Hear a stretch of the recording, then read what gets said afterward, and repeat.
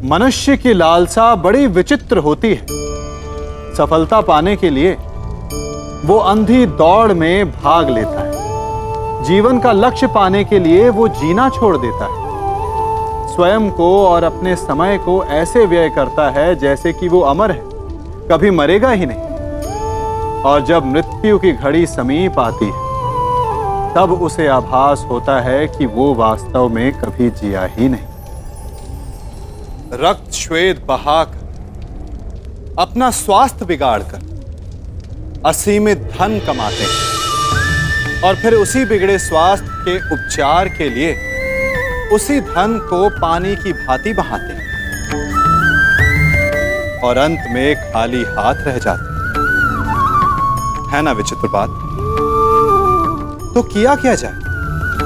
इस समस्या का हल क्या है? इस समस्या का हल है शांति। अपना मन शांत रखें और अपने जीवन का हर क्षण ऐसे जियो जैसे कि आज आपका अंतिम दिन हो। अपने जीवन में इतनी शांति से ज्ञान अर्जित करो जैसे कि आप अमर हो। मरना तो एक ना एक दिन सभी को है, परंतु इस विधि से आपका जीवन सरल, संपन्न और सफल हो जाएगा।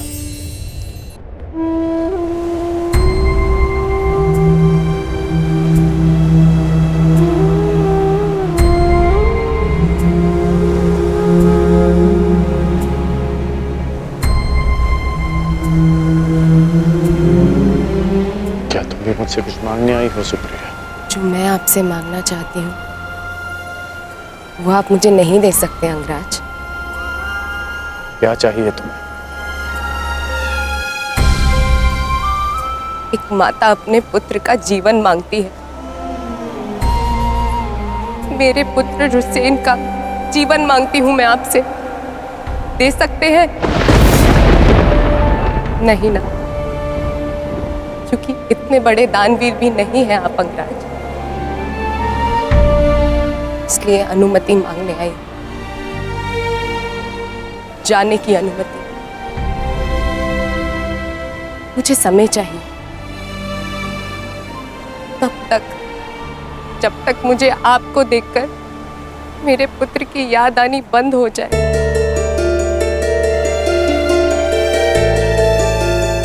ठीक है, यदि तुम्हें समय चाहिए तो तुम्हें समय मिलेगा, परंतु एक दिन तुम्हें भान होगा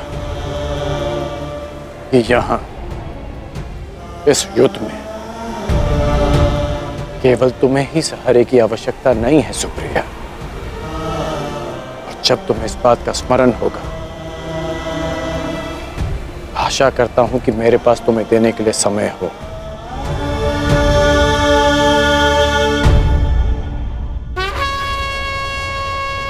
युद्ध का 11वां दिन।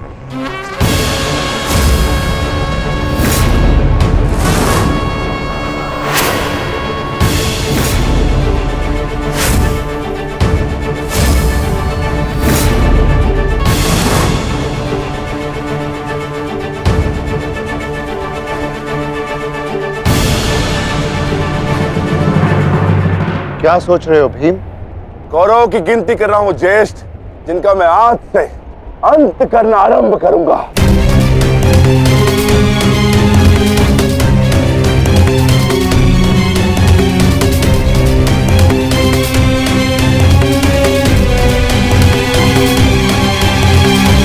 कौन कहाँ है? आचार्य द्रोण, युद्ध आरंभ होने वाला है, परंतु मित्र कर्ण कहाँ रह गया? कहाँ है वो?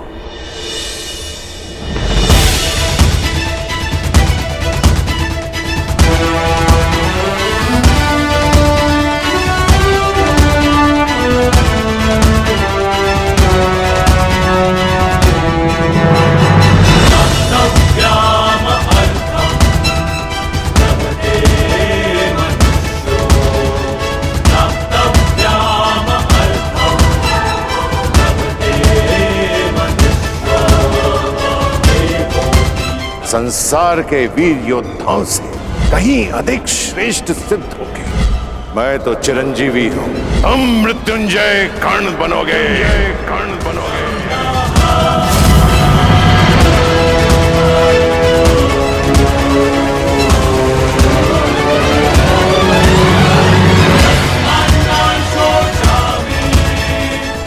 कल से यह रणभूमि तुम्हारे सामर्थ्य और पराक्रम की साक्षी बनेगी। हे मृत्यु यार, यदि तू आने को प्रसन्न मुख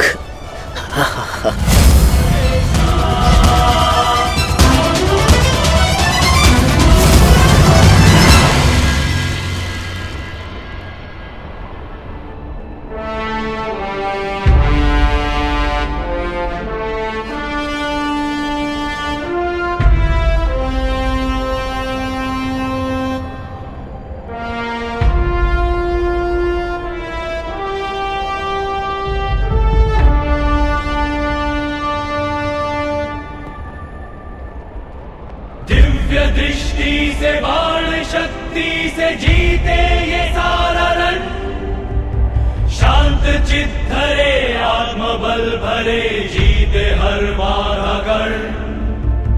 छूट ना पाए लक्ष्य हो चाहे सूक्ष्म सा छुपा होकर, मित्र वेग है सूर्य तेज है कवच चढ़ा इसके तन।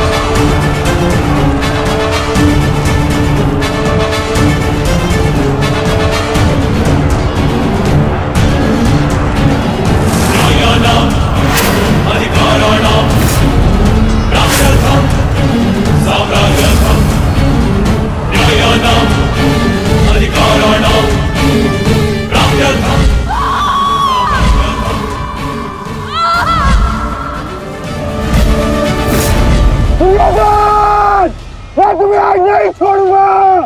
आओ नकुल, व्यू का घेरा मत तोड़ाओ। ठहरो नकुल, ठहरो। सहदेव, हमें नकुल की सहायता के लिए उसके पीछे जाना होगा अभी।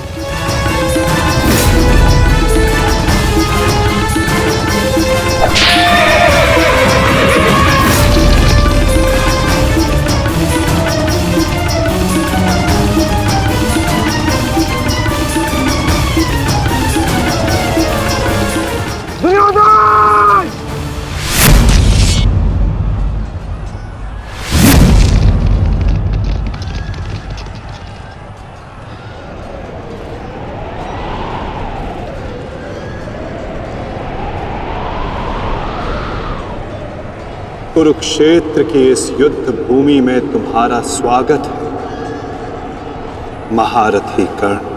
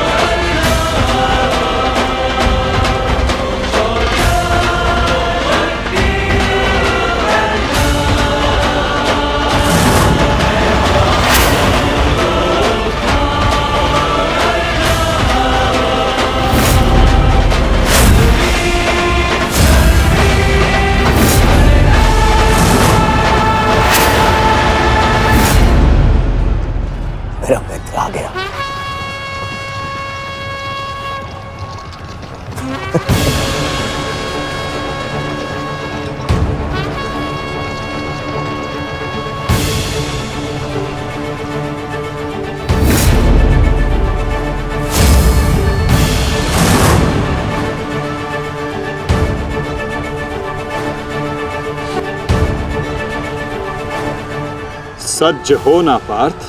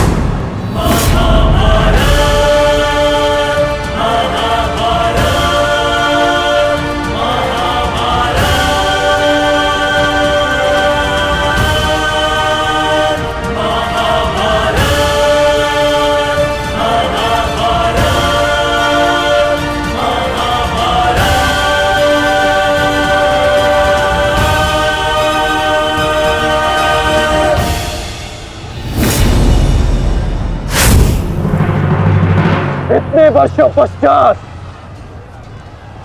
वो समय आ गया जिसकी मुझे प्रतीक्षा थी, और मेरे लिए ये दूसरा अवसर है। विराट में मैं तुम्हें परास्त कर चुका हूं, आज पुनः इस कुरुक्षेत्र में परास्त करूंगा। नहीं अर्जुन, इस कुरुक्षेत्र में इस युद्ध का केवल एक ही परिणाम होगा। हम दोनों में से किसी एक की मृत्यु।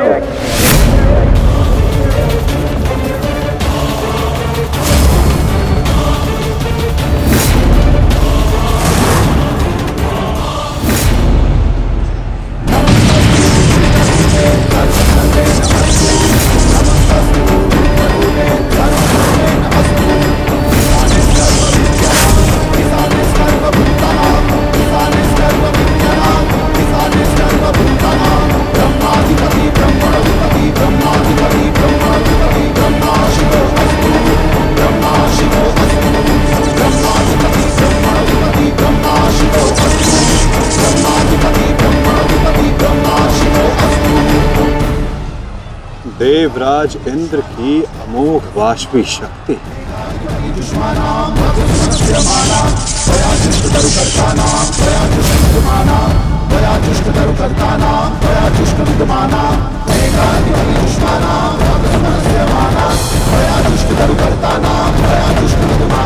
आज तुम्हारे लिए अत्यंत भाग्यशाली दिन है अर्जुन, कि मैं तुम्हारे पिता के दिए गए अस्त्र से तुम्हारा ही वध करूंगा। सावधान अर्जुन!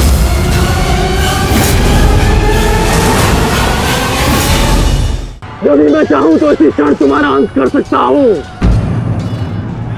परंतु मैं ऐसा नहीं करूंगा।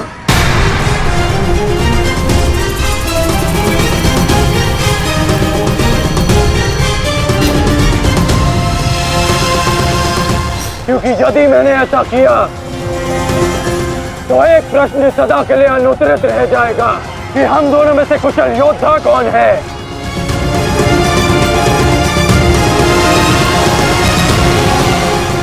किस प्रश्न की बात कर रहे हो अंगराज? यदि मैं इंद्रदेव के दिए गए अस्त्र से अर्जुन का वध कर देता हूं तो सभी ये कहेंगे कि मैं अर्जुन से द्वंद्व करने में भयभीत हो गया, इसलिए मैंने युद्ध के आरंभ में ही इस अस्त्र का प्रयोग किया। अर्जुन, तुम्हें स्मरण है ना कि मैंने तुमसे क्या कहा था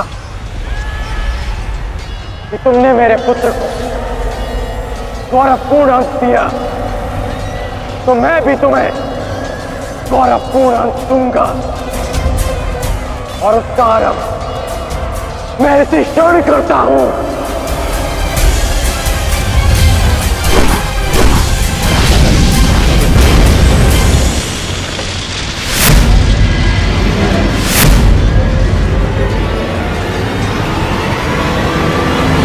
तुम्हें जिस अस्त्र का प्रयोग मुझ पर करना है तुम कर सकते हो कर्ण, क्योंकि मुझे स्वयं के सामर्थ्य पर पूर्ण विश्वास है। आज मैं सिद्ध कर दूंगा कि मैं तुमसे अधिक कुशल योद्धा हूं। शीघ्र ही यह सिद्ध हो जाएगा कि कौन अधिक कुशल है।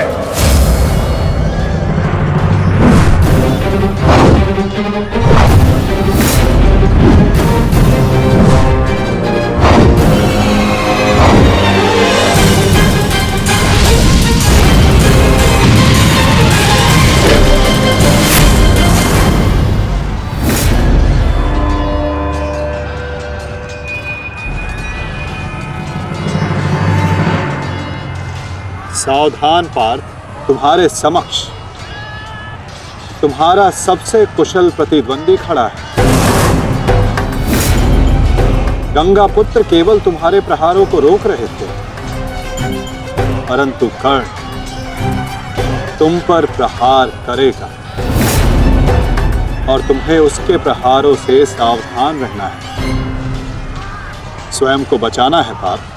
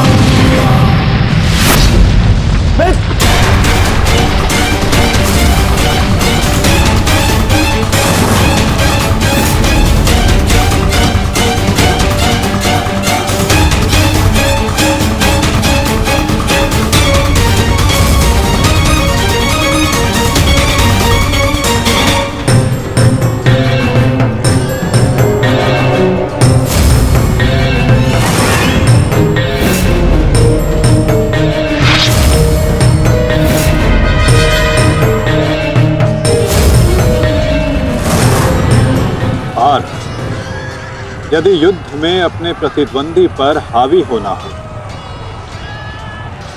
तो अपने क्रोध को स्वयं पर हावी होने मत दो।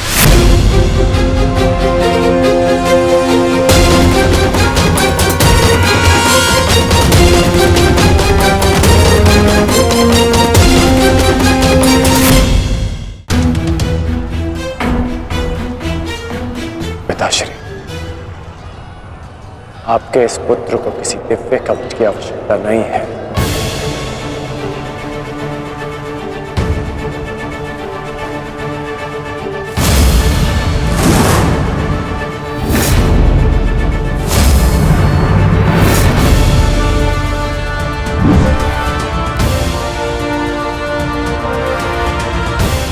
हट जाओ मेरे मार्ग से।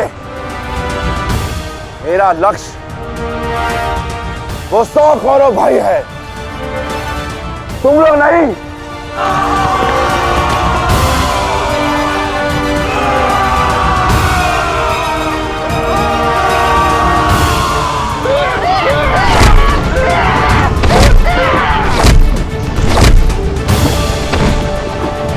दुर्योधन, हमें शीघ्र अतिशीघ्र भीम को खोजना होगा, क्योंकि वो अवश्य तुम्हारे भाइयों का संहार करने का प्रयत्न करेगा। दुर्योधन, ठीक है मामाश्री। वैसे भी भीम को परास्त करके उसके घमंड को तोड़ना मेरे लिए सबसे बड़ी प्रसन्नता की बात होगी। नहीं दुर्योधन, मैं जानता हूं कि तुम पांडवों का अंत करने के लिए व्याकुल हुए जा रहे हो, परंतु इतनी व्याकुलता भी ठीक नहीं है ना? द्रोणाचार्य, अब आप हमारे सेनापति हैं, आप भीम से द्वंद्व करके उसे रोकिए।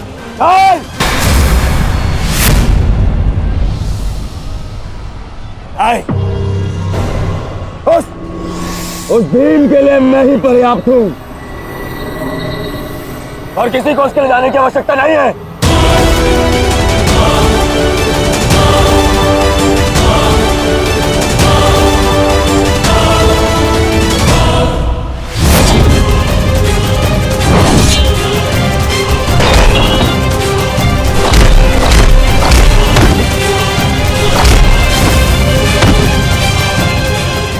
इतना निर्बल भी नहीं हूँ कि तू मेरा एक ही प्रहार में अंत कर सके। तुम्हें ऐसा लगता है कि मैं तुमसे अधिक शक्तिशाली हूँ, तो जाओ, जाकर अपने भाइयों को अपने मृत्यु के लिए आमंत्रित करो। जाओ।